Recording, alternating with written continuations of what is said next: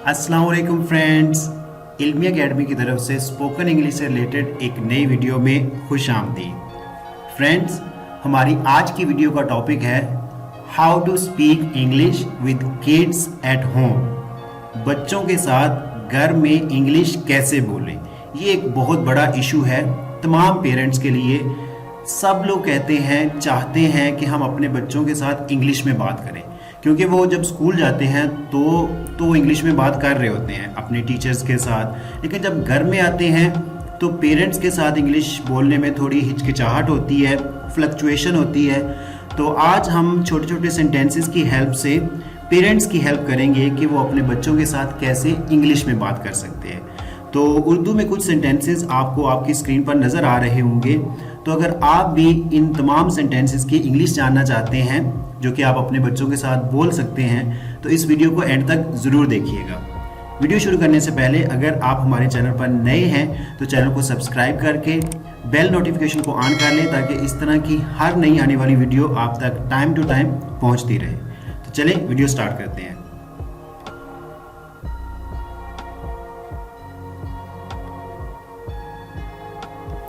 सोफे को घसीटो मत।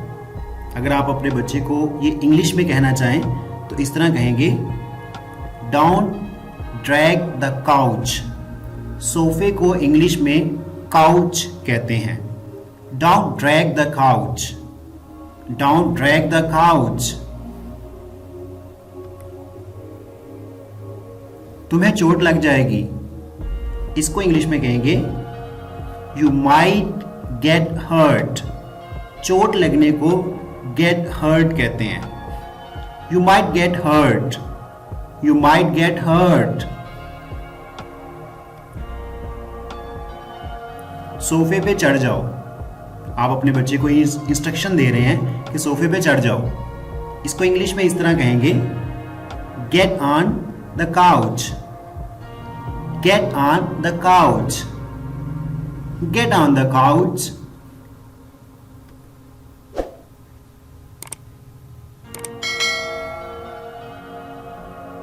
सोफे पर उछलो मत।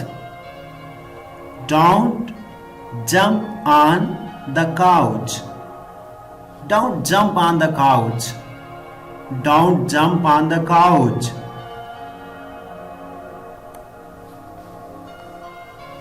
तुम गिर सकते हो।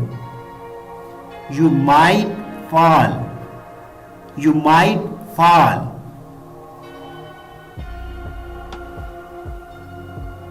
सोफे से नीचे उतरो।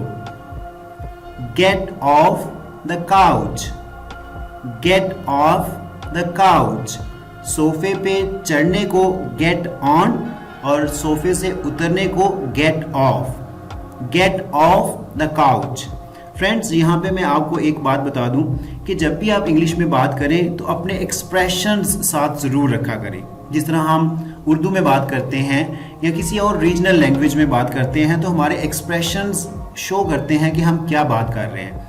लेकिन जब हम इंग्लिश में बात करते हैं तो हम बड़े सीरियस हो जाते हैं। वो सीरियसनेस रिक्वायर्ड नहीं है। जो उर्दू में बात करते हुए आपके एक्सप्रेशंस होते हैं, वही इंग्लिश में बात करते हुए आपके एक्सप्रेशंस होने चाहिए।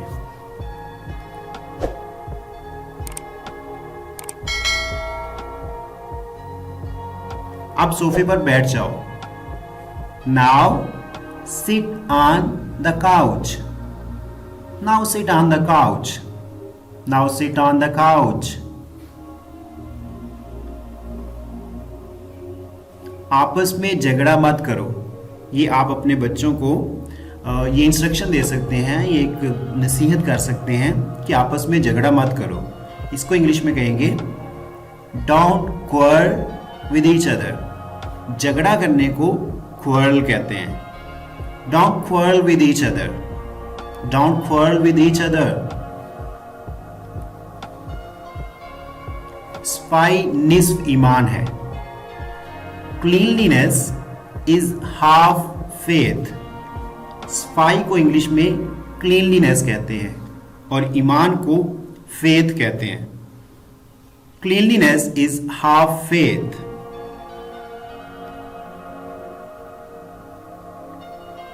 Well friend, this is all about today's video.